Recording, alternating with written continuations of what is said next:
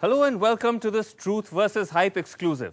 Just 2 months ago, we were in Goa to investigate allegations of mining violations and political corruption.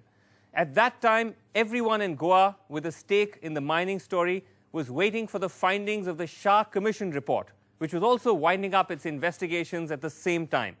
The commission, meant to study illegal mining across India, is now ready with its Goa report, and that's going to be submitted to the Union Mines Ministry any day now. Those details are now available to NDTV. Over the next 30 minutes, we'll bring you an in-depth take on the Shah report. Will it answer all these questions? A shake-up in Goa's political establishment? Is it going to lead to better mining practices? Or could it shut down mining altogether? Or will it, like so many commissions and so many reports, sink without a trace?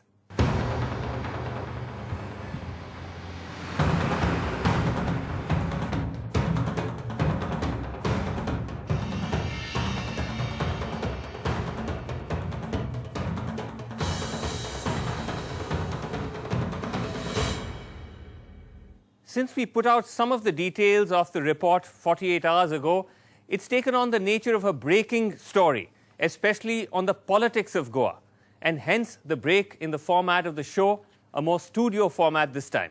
We'll come to the politics in just a second, but first, very quickly, the context of the current controversy over mining in Goa. Goa has an old history of mining, which has largely been controversy-free until the past 5 or 6 years, when the demand from China triggered a worldwide mining boom, and Goa too was affected. Now, Goa exports all its ore to China, and prices shot up by 3 to 4 times, as did output. And so, in the boom, new players rushed in to join old ones, and rules, it appeared, were ignored or broken. Also, just to give our viewers a perspective on the landscape of mining in Goa, that most of the mining in Goa takes place along its eastern belt. It's a forested belt which runs right along the eastern ridge of Goa, away from its famous beaches. And ironically, it's in this very, very heavily forested belt that most of the mining takes place, which has also raised concerns of the environmental impact of mining.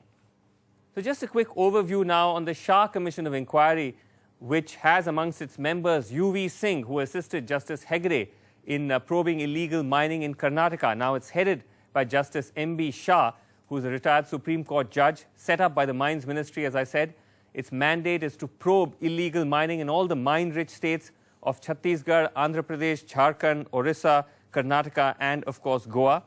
It surveyed the mining landscape of Goa for almost 2 months, using 8 teams of 3 members each.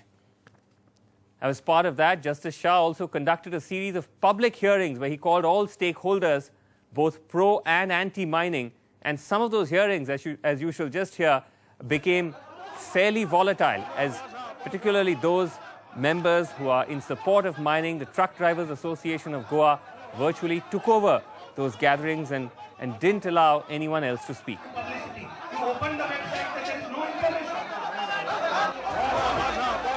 So it's after putting all those inputs together that Justice Shah has come up with his report, and the main points of that report, exclusive details of which are with us, are that there are large-scale mining violations in Goa.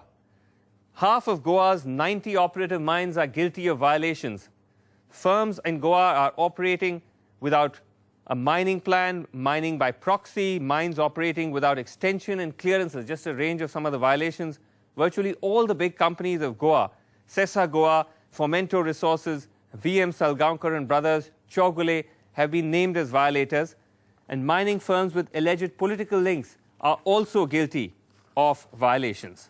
But it's the language used by Justice Shah about corruption in Goa and in mining which is bound to have the greatest political impact. And these are some of the things that the report says, or these are some of the conclusions that he's come away with. He says that there's corruption from top to bottom. He believes that the monitoring mechanisms in Goa have collapsed. He says that the state has failed to check illegal mining, and he wonders what the reason could be, and he says one of the reasons perhaps could be corruption. Based on these findings, Justice Shah believes that the only way to actually stop illegality is, at least for the moment, have a ban on all exports out of Goa. In fact, he's gone a step further and says that there should be a nationwide ban on iron ore exports till a remedy is found. He believes that it's these exports which are the main cause for illegality. He says first we should estimate our reserves for minerals like iron ore, which he believes are a national asset, and then only determine the quantum of exports. Now, this is a huge problem for Goa because Goa exports all of its ore, 100% of its ore, unlike other states, all of it, and it all goes to China. It exported 53 million tons of ore last year, which is about 50% of all the ore that was exported by India, and Goa, the state, earns crores in royalty because of that. NDTV's cricket app, Android and iPhone, fastest scorecard, special analysis, and much more. Download free. ndtv.com/apps.